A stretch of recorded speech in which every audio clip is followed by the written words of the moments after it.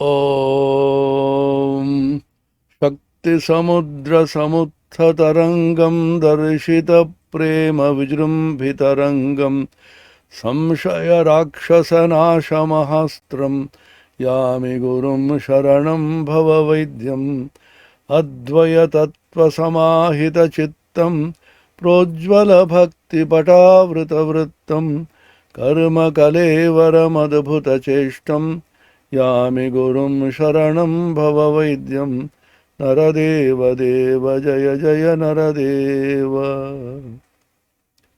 In the present age, Sri Ramakrishna simplified the entire spiritual life and the practices leading to the realization of the supreme truths or God or Brahman to a very, very few essentials. Spiritual life appears to be so complex, so complicated. Whether you should meditate, whether you should chant, whether you should do japa, chant the name of God, mantra japa, or you should go for the Tirtha Yatra, various places of pilgrimage, or you should read the various scriptures. Hundreds, thousand practices are prescribed, described in so many different traditions of the world religions, particularly in Hinduism. It's such a vast jungle in which one can be lost unless there is a Sadguru guiding you. Sri Ramakrishna came and said, I'll give a very, very simple formula.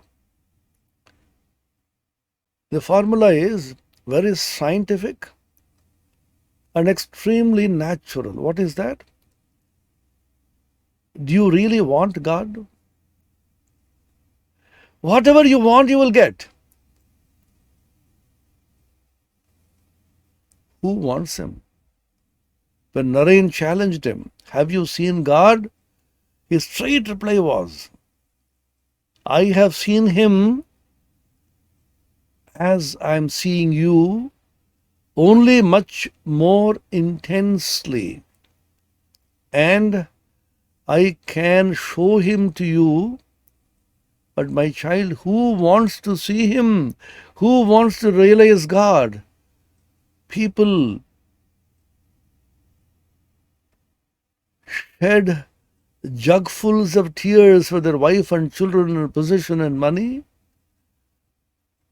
If you can really call upon him with a real call, cry to him with a real cry, you can realize him. Aludal unai peralame.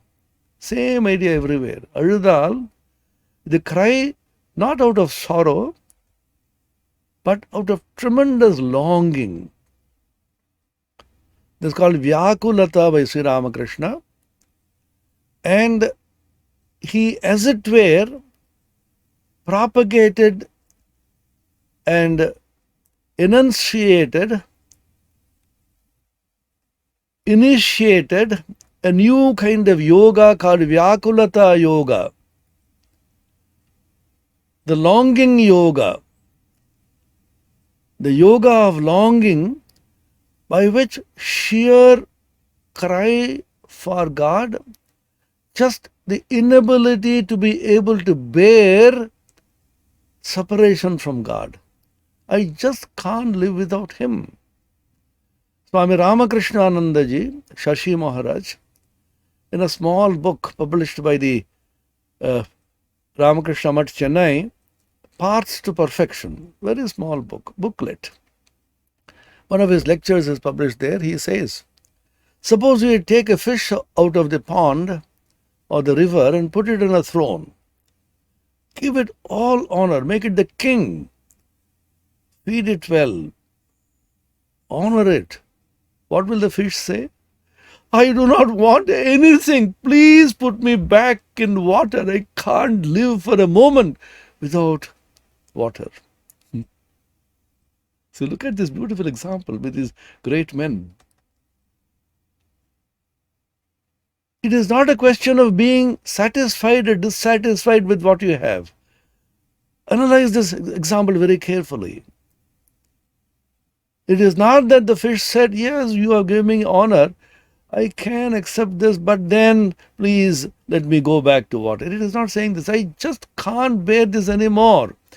I will die if I am out of water. My whole life, my being is centered in my living in water. Can you say this? Can you feel it? Sri Ramakrishna says, if you can really have that kind of longing, you will realize God this moment. I just can't live for a moment without Him.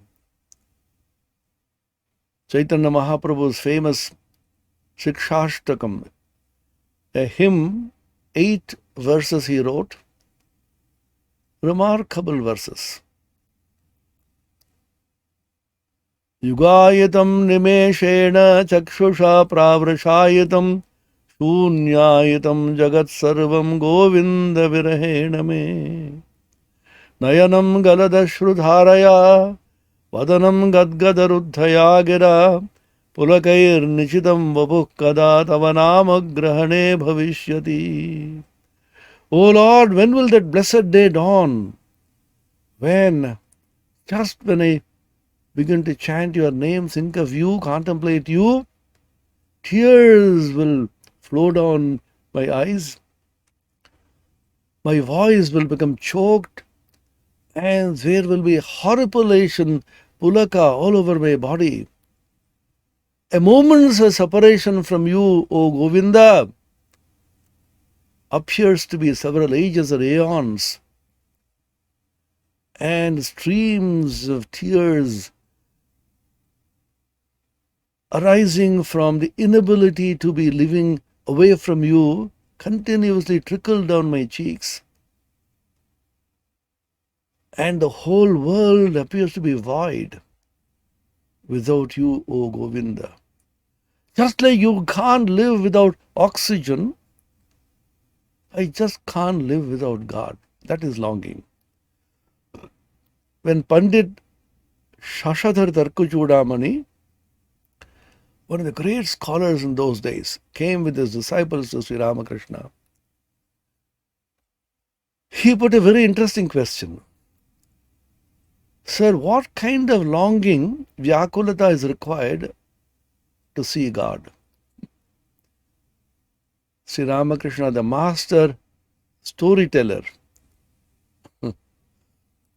as all incarnations do, Buddha, Christ, all of them talked in parables.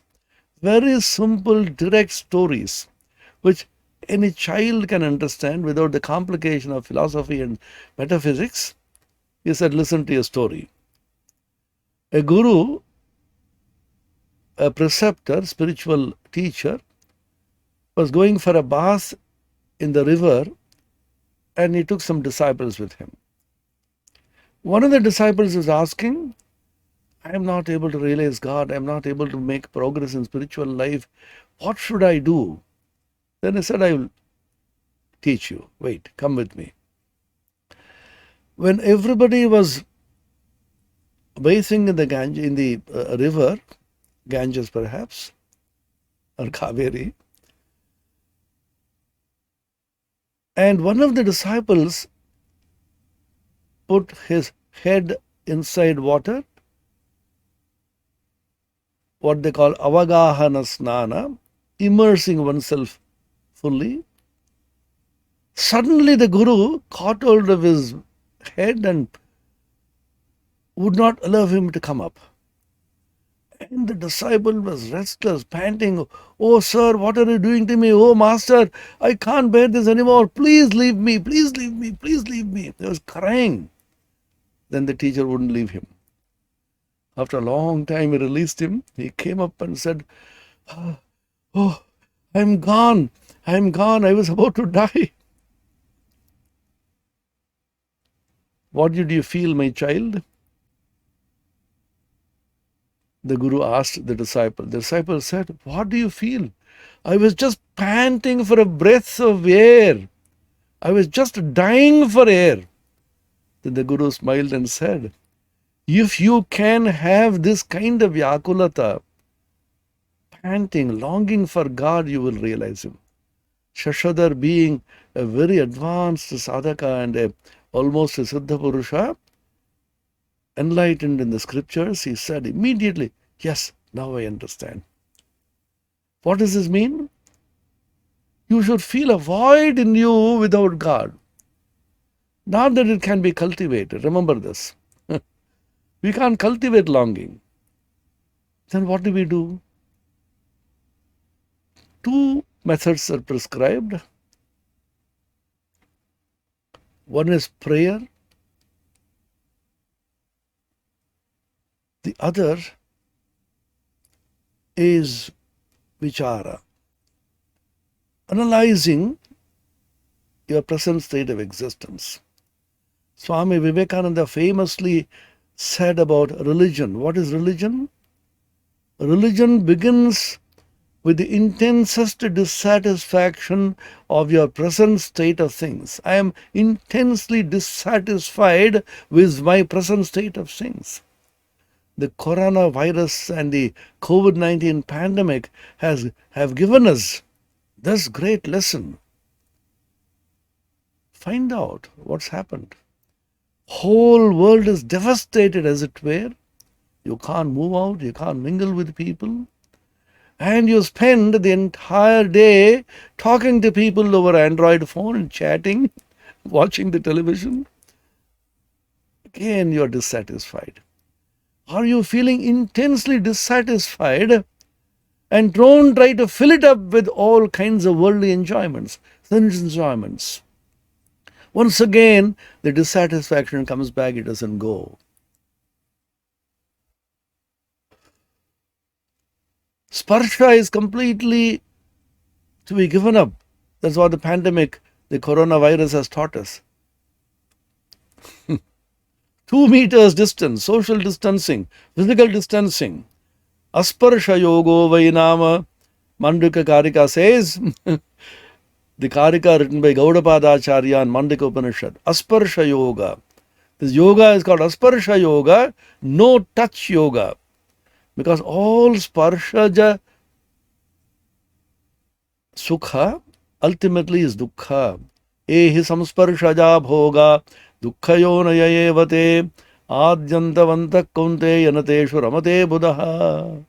Samsparshaja yoga, any bhoga, samsparshaja bhoga, not yoga, any kind of enjoyment comes from samsparsha, touch. Dukkhayo nayevate, source of all sorrow. Because they have a beginning and end, and a wise man does not rejoice in that kind of enjoyment. So this present crisis should be taken as a great opportunity, as a challenge to analyze what's happening, what we are, why we are, what's happening to our lives. Longing cannot be cultivated as much as hunger cannot be cultivated. Ramakrishna once again gives a very simple, beautiful example. A child was going to bed, going to sleep, and told the mother, "Mother, when I feel the call of nature to go to the washroom, please wake me up." Then the mother smiled and said, "My child, I don't have to wake you. That call itself will wake you up." What a beautiful example. That means when you feel great void in your life, without God, without something which is eternal, when you feel that void intensely, then you are making progress in spiritual life. You'll be longing. So you pray. Ramakrishna gave 2 methods. The longing yoga has 2 actual doable components. One is pray. You pray intensely, "Oh God, I feel intensely miserable." Every one of us is feeling miserable in these days of pandemic. Rather than turning to your friend, turning to somebody who is close to you, apparently, turning to your television and your internet, Android phone, turn to God. I feel miserable, I feel lonely, I feel unhappy. Oh God, fill me up with joy. You are the Antaryami, who is the indwelling ruler and controller. Fill me with joy. तेजोसी तेजोमयि धेहि बलमसि बलं मयि धेहि मन्युरसि मन्युं मयि धेहि ओजोसी ओजो मयि धेहि. These are great prayers. You are full of joy. He is Satchit Ananda Swarupa. Unless you can catch hold of something eternal among the non-eternals, that which is the source of consciousness among all conscious beings, that which has divided itself as it were into the many, although one, unless you realize that Supreme Spirit as your own very self, you can't have peace, you can't have joy. Kathopanishad. Nityo nityanam chetanas chetananam eko bahunam yo vidadhati kaman tamatmastam yenu pashanti dhiraha tesham shanti shashvati netaresham. Just the previous verse, tesham sukham shashvatam netaresham. Sukha and Shanti go together. Ashantasya kutas sukham, as Bhagavan says in the Gita.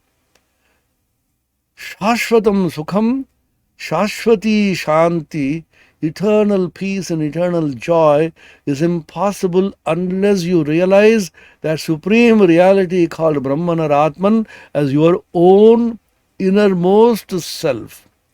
This is the eternal message of Indian spiritual wisdom, again lived, taught, reiterated by Sri Ramakrishna in his life.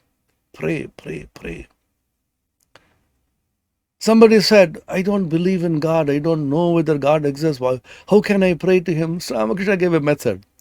You may pray this way if you like. Oh God, if you are there, please answer my prayer.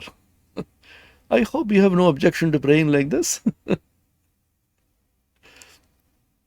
If you think the God is there, he may be there, you do not know. He has to be there because unless there is something changeless, all this world of change will become meaningless. Suppose everything changes. What is the justification for the existence of God? Very simple. What is God? That which is changeless, that is eternal, that which is permanent. The world is a world of change. Everything is constantly changing. If everything is only changing and there is no changeless, eternal, permanent entity, then what is the conclusion? That there will be only change and nothing else. So to prove the existence of changeless, we can take the method commonly applied in mathematics to prove any theorem called the reductio ad absurdum, reducing it in absurdity. The method is, suppose you want to prove a theorem, you assume the opposite is true, go through the whole argument, and finally you will end up with an absurd result. Therefore, the theorem ought to be true. That is a peculiar method which is used in mathematics. Let us apply this. Suppose you say, you have to prove the theorem that there is something eternal, permanent, unchanging, which is called God or Brahman. This is the theorem. Proof. Take the opposite to be true. There is nothing which is eternal, there is nothing which is unchanging, there is nothing which is permanent. Everything is only change and change and change. What is the consequence? You have gone out to the market to purchase something and you go back and see a house is not there. Hey, my house was here in Adayar. What happened? Oh, it has moved to Saidapet. Imagine this. Nothing will have any meaning. Whole life will become topsy-turvy, meaningless. You can't depend on anything. your own body. Till this moment, my stomach was digesting food. Suddenly, from tomorrow, my heart is digesting food and the stomach is pumping oxygen like a lung. Imagine this. Because change, nothing is permanent. Whole life will become completely meaningless. You can't depend on anything. You can't depend on your wife and children. You can't depend on your uh, environment. You can't depend on what you study. Nothing. Everything is changing constantly. There has to be something in the midst of all this change which is changeless, eternal, permanent, which will give meaning to change. Sri Ramakrishna gives example once again, 0 and 1. I'll give a funny story. Suppose somebody tells me, "Oh, Swami, you are running a university. I want to give a big donation for Sri Ramakrishna's cause, Swamiji's cause. Please come to me tomorrow." I go to him with great eagerness. He's going to donate some money. He takes his checkbook, writes there. I'm just looking how much is the amount he is writing. He puts a 0, another 0, one more 0, another 0.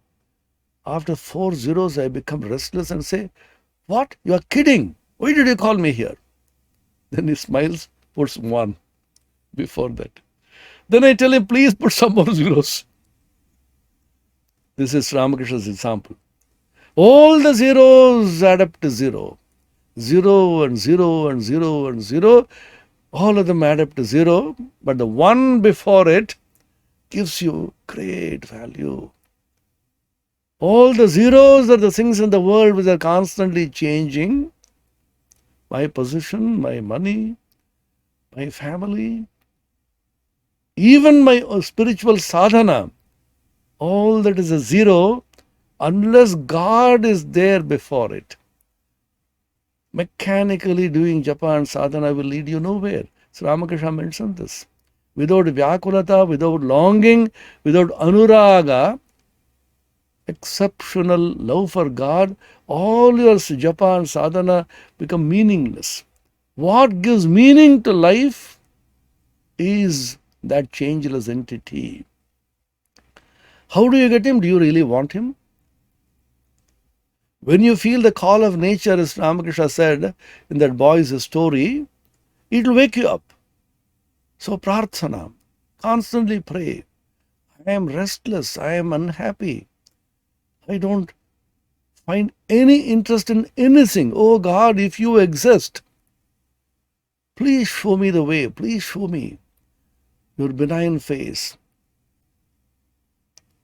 Dakshinam mukham tenamam pahinityam. By your benign, beautiful face, please protect me. And if you do not exist, there is nothing which is unchanging, nothing which is eternal and permanent. This life is absolutely meaningless. Swami Vivekananda, he just taught Nivedita by 2-liner, just 2 lines, remarkable lines about spiritual truths. If this is true, what else matters? If this is not true, what do our lives matter? If God is true, spiritual truths are true, Brahman or unchangeable essence of the whole universe is true, what else matters? If this is not true, what do our lives matter? Our whole life will be reduced to only 0. So he says, as long as you feel that there is something which is behind all this, your whole life is sustained by that urge to realize Him. Keep up that urge. The longing yoga, the components are prayer, as I said. The other one is vichara. What is vichara? You analyze. Nitya, anitya, vastu vichara. What is nitya? What is anitya? What is eternal? What is non-eternal? What is changing? What is unchanging? Everything in the world is constantly changing.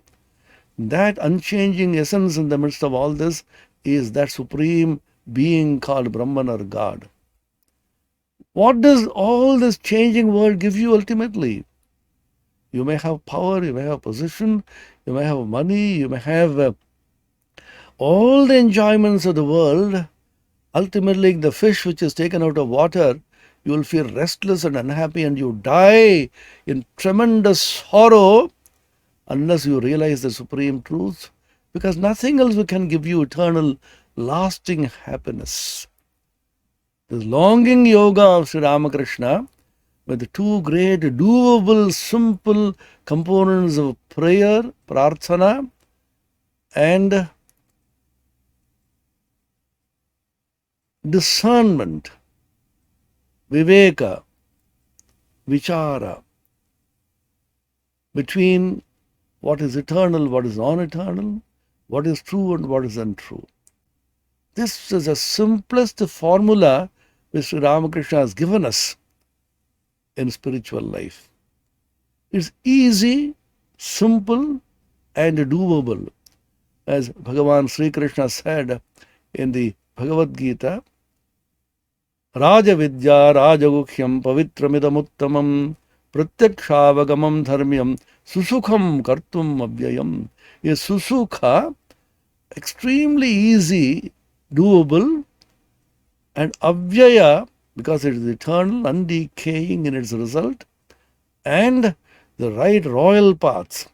You don't have to have a specific place or time to be able to do this. You don't have to go anywhere to a great place of pilgrimage. Anywhere, anytime, anybody can practice this longing yoga with the two components of prayer and vichara. So let us listen to this great teaching of Bhagavan Sri Ramakrishna in this age, who just came to simplify religion, removing all the accretions, all the abragadabra, as Swamiji used to make fun, the unnecessary accretions. Make it simple, possible, susukham, very easy, kartum, it is doable, and avyayam, eternal.